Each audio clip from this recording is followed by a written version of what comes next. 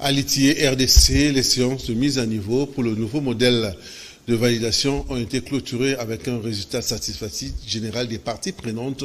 La prochaine étape dans ce marathon vers la validation sera celle consacrée à l'auto-évaluation. La coordination nationale de l'ITIE RDC ne lésine pas sur les moyens pour faire arriver le moyen à son point d'orgue, la validation. Commentaire de Jean-Pierre Jody sur les images de Couparbola. Les discussions consacrées à l'imprégnation du nouveau modèle de validation se sont achevées avec succès avant l'étape de l'auto-évaluation. La coordination nationale de l'ITIE RDC est en train de susciter une grosse motivation dans le chef des parties prenantes pour une assimilation plus assidue des procédures de validation.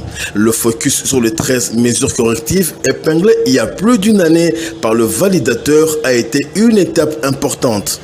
L'exercice que l'on a fait permet aux parties prenantes, nouvellement arrivées au processus supérieur, et ceux qui sont dans le processus depuis de longues années, de se mettre à jour sur les modifications de la norme et sur le nouveau modèle de validation. Au moins là, on a atteint l'objectif. Maintenant, il reste un pas, c'est l'auto-évaluation. Et de l'auto-évaluation, nous allons comprendre si on a fait un pas de l'avant. Et quand le validateur va arriver, au moins les parties prenantes sont formées, sont sensibilisées sur le nouveau modèle et pourront répondre de manière aisée au questionnaire du validateur. Des échanges similaires de mise à niveau seront organisés à Lubumbashi et à Kolwezi pour atteindre les mêmes résultats escomptés.